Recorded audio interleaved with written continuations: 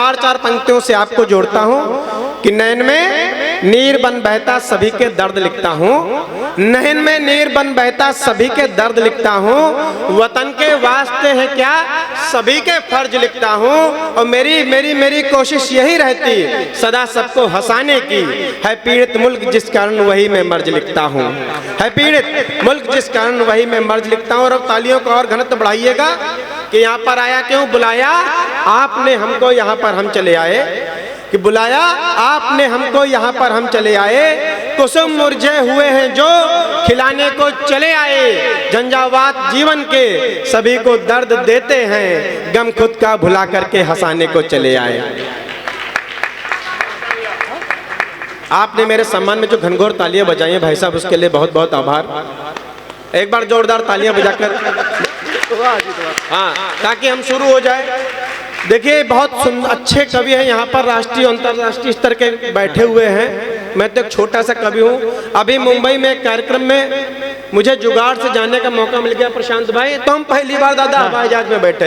ये सांड जी हैं, दमदार जी अक्सर हवाई जहाज में बैठते, लेकिन मुझको पहली बार दादा हवाई जहाज में बैठने का अवसर मिला। और हवाई जहाज में बैठे तो हवाई जहाज उड़ा कैमूरी जी, तो हमको डर लगा। तो एक मोहतरमा वहां से निकल के आई, बोले भाई साहब आप डरिए नहीं, यहाँ पर आपको एकदम घर जैसा माहौल मिलेगा। बोले भाई साहब आप डरिए नहीं, यहाँ पर आपको एकदम घर जैसा माहौल मिलेगा।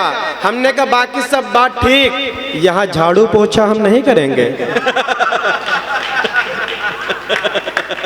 और बहुत बढ़िया है, प्रशांत जी संचालन कर रहे हैं। अभी तो इनके यहाँ हम लोगों की भोजन की व्यवस्था थी। बहुत विद्वान आदमी है, पढ़े लिखे हैं। तो इन्होंने भाभी जी से कहा देखो दमदार बनारसी आ रहे हैं, अजीत आ रहे हैं, प्रशांत आ रहे हैं, कुछ बढ़िया बना लो। तो भाभी ने कहा कि यार जब से तुम बनारस में कभी सम्मेलन होने लगे हैं, लगातार होते हैं, तुम हमको बहुत परेशान करते हो, हम कुछ बना नहीं पाएंगे, जो रखा है उससे काम चलाओ। तो इन्होंने भाभी से पूछा क्या बना, तो भाभी ने कहा अरहर की दाल बनी। अब प्रशांत जी के सम्मान में ताली बजाना, इतना विद्वान आदमी, बोले इतने बड़े बड़े कवि अगर आएंगे इनको सिर्फ अरहर की दाल खिलाएंगे तो हमारी बेइज्जती हो जाएगी। बोले फिर क्या करें, बोले जब ये कवि आएंगे मैं तुमसे पूछूंगा क्या बना, तुम कहना पनीर बना, पुलाव बना, दही बड़ा बना, रायता बना, ऐसे करके सब गिना देना। मैं कहूँगा किचन से जाओ पनीर ले आओ, तुम पतीला गिरा देना, कहना पनीर गिर गया, फिर एक पतीला गिरा देना, कहना दही बड़ा गिर गया। ऐसे में मैं अंत में तुमसे पूछूंगा क्या कुछ बचा है, तो तुम कह देना कि हाँ अरहर की दाल बची है। इससे हमारी इज्जत बच जाएगी। हम लोग भाई साहब हाँ नहीं एडवांस पेमेंट नहीं, पहले पूरा सुन लो। हाँ हम भैया इनके घर गए, इन्होंने भाभी जी से कहा कि देखो अजीत आए हैं, दमदार जी आए हैं, सांड जी आए हैं, प्रशांत जी आए हैं, क्या क्या बना। भाभी चूंकि इनकी सगी पत्नी है, इस पे ताली बजती भाई साहब। हाँ तो भाभी ने कहा क्या बना, उन्होंने कहा कि पनीर बना, पुलाव बना, दही बड़ा बना, रायता बना, एक एक करके सब चीज गिना दे। तो उन्हें किचन से कहा जाओ किचन में एक एक करके सब चीज उठा ला। भाभी किचन में गई, किचन में पतीला गिरने की आवाज आई टन। अब प्रशांत जी के सम्मान में दोनों हाथ उठाकर तालियां बजाना। भाभी किचन में गए, पतीला गिरने की आवाज आई टन। प्रशांत जी खुश होकर बोले क्या गिरा, भाभी बोली अरहर की दालें फैल गई। एक दूसरे प्रशांत जी वीर रस के बहुत बढ़िया कवि हैं। वीर रस वालों से बहुत डर लगता है भाई साहब हमको। अभी इनकी शादी नहीं हुई, भाई साहब बैठ जाओ अब। हाँ नहीं तो हमको बैठना पड़ जाएगा, कैमूरी जी पहले बैठ गए हैं। हाँ तो बता रहे कि हाँ जल्दी खींचो, जल्दी जल्दी जल्दी। हाँ तो बता रहे कि ये अभी प्रशांत मुझसे मिला, बोले भाई साहब मोहल्ले की एक दादी हमको बहुत परेशान करती है। हमने क्या हुआ, बोले मोहल्ले में किसी लड़के की शादी हो जाती है तो दादी हमारा गाल खींचती है, कहती है अब तुम्हारी बारी है, अब तुम्हारी बारी है। अच्छा चूंकि हम विद्वान आदमी इसलिए प्रशांत हमसे मिले। अब प्रशांत को मोहल्ले की दादी नहीं परेशान करती। हमने कहा क्या, बोले मोहल्ले की दादी गाल खींचती, जब किसी की शादी होती कहती तुम्हारी बारी है, तुम्हारी बारी है। अब दादी इसको परेशान नहीं करती। हमने इसको ट्रिक बताई, अब मोहल्ले में किसी बुजुर्ग की मृत्यु होती है, ये दादी का गाल खींचता है। समझ में आई हो तो बजा दो। कहता है दादी बाप की बारी है। हाँ भैया अंतर्राष्ट्रीय कवि दमदार बनारसी जी बैठे, बहुत मतलब क्या बताएं आपको, बहुत होशियार कवि। हमको फोन किया, बोले अजीत भाई उलूक महोत्सव में आपको आना है। हमने कहा आ जाएंगे। बोले आप क्या लेंगे, तो हमने कहा किसको बुला रहे हैं, तो बोले प्रशांत बजरंगी को बुला रहे हैं, प्रशांत जी हैं, कई नाम गिनाए, बिहारी लाल नंबर को बुला रहे हैं। तो हमने कहा जो प्रशांत को दे रहे हो उससे 500 रुपये हमको कम दे देना। तो बोला फिर तो कोई टेंशन नहीं भाई साहब, अब चले आओ। हमने कहा क्या मतलब, बोले प्रशांत को हम 500 दे रहे हैं। क्या बात है, क्या बात है। तो ये स्थिति। हम तो सरकारी स्कूल में अध्यापक हैं भाई साहब, सरकारी स्कूल के टीचरों पर ये आरोप लगता है कि पढ़ाने लिखाने का काम नहीं करते। हम सही बता रहे हो, हमारे सम्मान में बहुत जोरदार तालियां बजा देना। हमने तो मोदी योगी जी से प्रभावित होकर बच्चे की कॉपी पर लिखा कि इसको नहला धुलाकर विद्यालय भेजा करें। उधर से उसकी माँ ने जवाब दिया, मास्टर साहब बच्चे को पढ़ाया करें, सूंघा ना करें। ये स्थिति 4-4 पंक्तियों से आपको जोड़ता हूं। मेरी उम्र में मुझ पे जो बीती वो आप पर ना बीते कि हसीनों, और इन 4 पंक्तियों में हंगामा कर देना कि हसीनों से चोचे लड़ाते रहोगे, कमाई पिता की उड़ाते रहोगे, हासिल न होगा तुम्हें मजनूओं कुछ, मोहब्बत में जूते ही खाते रहोगे। क्या बात है। हाँ, तालियों का घनत्व तो हो जाए भाई। क्या बात। ये थोड़ी जो हलन चलन है मंच के सामने से, मैं चाहता हूँ इसको विराम दे दे। अच्छा, युवा पर पथभ्रष्ट होने का आरोप लगाया जाता है, लेकिन जिनको राम राम कहना चाहिए, ऐसे लोग जब 60 वर्ष की उम्र में जेल जाते हैं तब एक कलम को लिखना पड़ता है कि झरे फूल फिर से महकने लगे हैं, कि झरे फूल फिर से महकने लगे हैं, अंगार सोए दहकने लगे हैं, और नई जींस आई है दादी पहन के, बुढ़ापे में बाबा बहकने लगे। क्या बात है, क्या बात है। आई है दादी पहन के। अच्छा, अभी हम तो हरदोई के रहने वाले हैं। हमारे हरदोई के पास एक जिला है, वहाँ एक नेताजी थे, वो मालिश कराते, उनका भाई साहब वीडियो वायरल हो गया। वो अगर मुझसे मिल लेते तो उनका वीडियो वायरल नहीं होता। आज तक दमदार बनारसी जी का कोई वीडियो वायरल नहीं हुआ, क्योंकि वो हमसे मिलते जुलते रहते हैं। मैंने क्या ट्रिक बताई, इन 4 पंक्तियों पर आपका मन उत्साह मांगता हूँ कि चमके जो बूट इसलिए पालिश कराइए, कि चमके जो बूट इसलिए पालिश कराइए, व्यवस्थाएं भी अपने लिए खालिश कराइए, पर गुंजाइश जहां पर वीडियो बनने की जरा हो, ना भूल कर ऐसी जगह मालिश कराइए। क्या बात है, क्या ना भूल कर ऐसी जगह मालिश कराइए। हमारे जनपद के पास एक जनपद में अभी एक विधायक जी कूट दिए गए, वो समाचार टीवी पे चल रहा था, हम हमारे पिताजी देख रहे थे। हमारे पिताजी ने हमसे कहा कि मैं नहीं चाहता कवि गायक बनो। इन पंक्तियों पर आपका मन मांगता हूं कि मैं नहीं चाहता कवि गायक बनो, कुछ रुतबा पढ़े इस लायक बनो, और बेटा जहां पर भी जूता चले न ऐसी जगह से विधायक बनो। बेटा जहां पर भी जूता चले ना। अभी तो हमारे पड़ोस में एक दादा और दादी जा रहे थे, पति पत्नी थे, लेकिन फिर भी जब भी वो जाते तो उनमें 50 मीटर का दायरा रहता। प्रशांत भाई, हम बहुत चिंतित थे। हमने एक दिन दादा से पूछ लिया कि आप जब पति पत्नी हो तो चलते हो तो ये 100 मीटर का अंतर क्यों रहता है, 50 मीटर का अंतर क्यों रहता है? तो उसने कहा, बेटा असल में बात यह है कि आपकी दादी का नाम है आशा और मेरा नाम है राम। हम दोनों जब साथ साथ चलते हैं, लोग कहते हैं कि आशाराम जा रहे हैं, इसलिए हमको अलग अलग चलना पड़ता है। मैं 4-4 पंक्तियों से और आपको जोड़ता हूँ। मातृशक्ति बैठी प्रणाम करता हूँ। जब नई नई शादी होती है सबसे ज्यादा प्रसन्न होते हैं लड़के की माँ, लेकिन आज का दौर क्या हो गया, दामाद और ससुर के प्रसंग का आनंद लेना और अंतिम पंक्ति पर झूम जाना कि बिटिया के बाप ने दामाद से कहा कि सुनो, कि बिटिया के बाप ने दामाद से कहा कि सुनो, और पीते हो शराब बात हमसे छुपाई थी, और धोखेबाज निकलोगे ऐसा एहसास न था, तुम पे भरोसा कर बिटिया भी आई थी। तो ससुर की बात जमाई राजा बोल उठे, सिंघनी है बेटी फिर गाय क्यों जताई थी। ऐसे 2-4 लोग ताली बजा रहे जिनको ऐसा आइटम मिला है भाई साहब।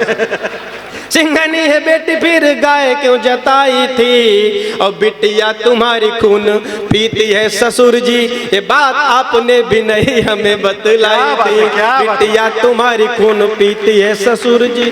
तो मैंने कहा जब नई नई शादी होती है सबसे ज्यादा प्रसन्न होती लड़के की माँ, लेकिन आजकल साल 6 महीने में चूल्हा अलग हो जाता है। अब सास और बहू के प्रसंग का आनंद लेना। बहू अगर कम दिमाग की हो तो अंतिम पंक्ति पर उछल जाना और अपने ठाकों को तालियों में परिवर्तित कर छोटी सी कलम को आशीर्वाद देना कि सास ने बहू से कहा, सुनो बिटिया हमारी, संस्कार बेटों ने हमारे नेक पाए हैं, और मैं हूँ तेरी माता और नंद है बहन जैसी, पिता सम तुमने ससुर ठीक पाए हैं। तो डोरबेल बजते ही सास ने बहू से कहा, किसने यहाँ पे देखो द्वार खटकाए हैं, और दरवाजा खोलते ही सामने पति को देख, दरवाजा खोलते ही सामने पति को देख, उछल के बोली मम्मी भाई साहब आए हैं, उछल के बोली मम्मी भाई साहब आए हैं।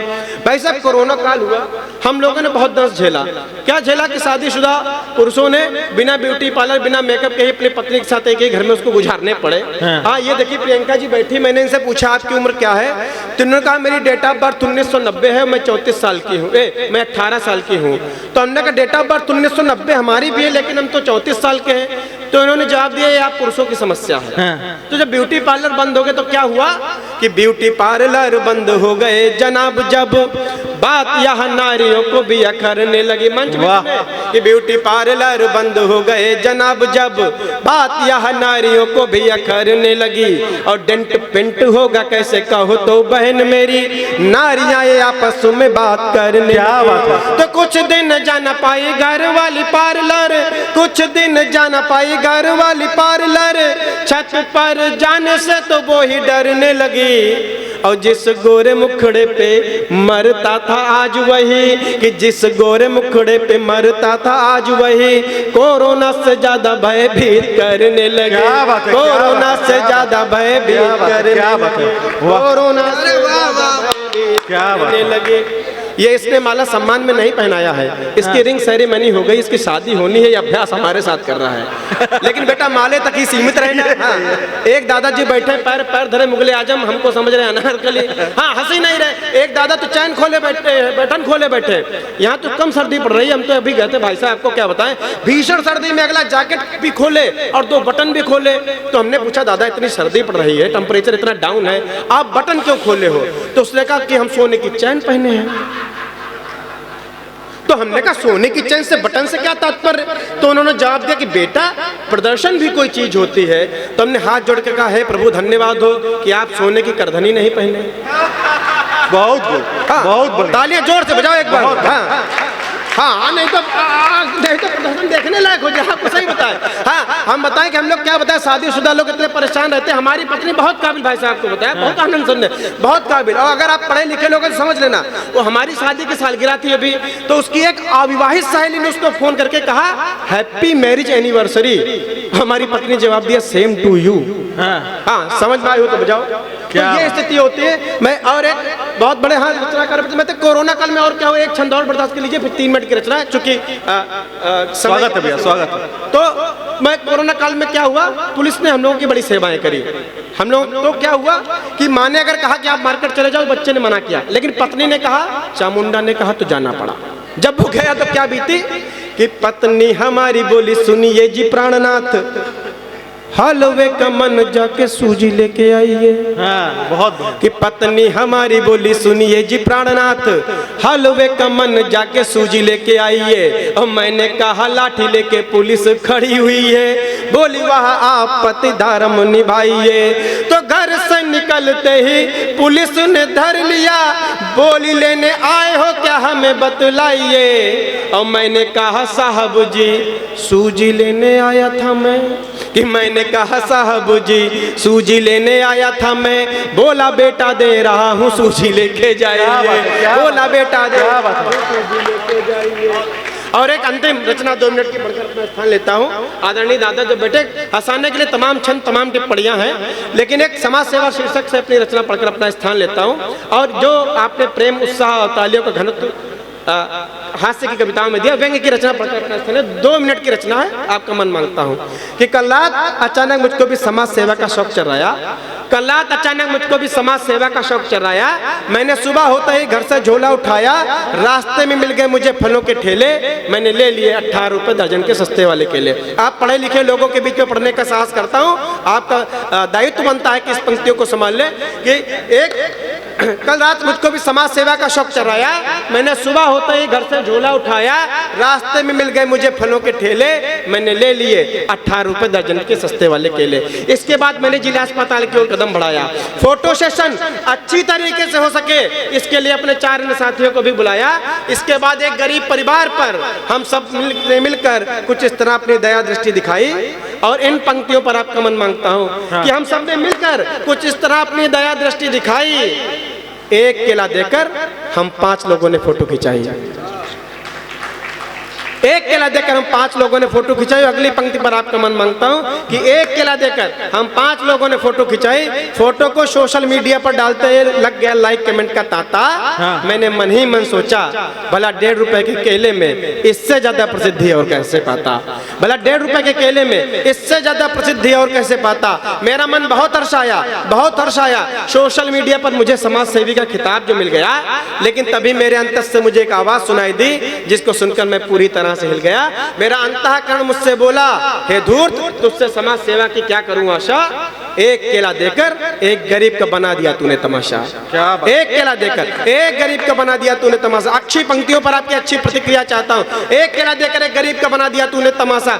समाज सेवा तो निस्वार्थ होती है, पर तुम्हारे मन में तो खोट है। तुम्हें नहीं पता दिखावे के चक्कर में एक गरीब के स्वाभिमान पर की तुमने चोट है। क्या बात है, क्या बात है, क्या बात है। मैं मानता हूँ दान दान होता है, बड़ा हो या छोटा भले। कि मैं मानता हूँ दान दान होता है, बड़ा हो या छोटा भले, पर दान वही सफल है जो एक हाथ से दे तो दूसरे को पता तक ना चले। क्या बात है, क्या बात है। एक हाथ से दे दूसरे को पता तक ना चले। अंतिम पंक्ति बढ़कर अपना स्थान लेता हूं, दोनों हाथ उठाकर इस कलम का मान रख लीजिएगा कि एक हाथ से दे दूसरे को पता तक ना चले। हे प्रसिद्धि के भूखे मनुष्य, यदि यह चाहते हो तो अपनी प्रतिभा से अपना कद बढ़ाओ, पर दान को सार्वजनिक कर किसी गरीब को कदापि मत ले जाओ, कदापि मत ले जाओ। क्या बात है, क्या बात है, क्या बात है।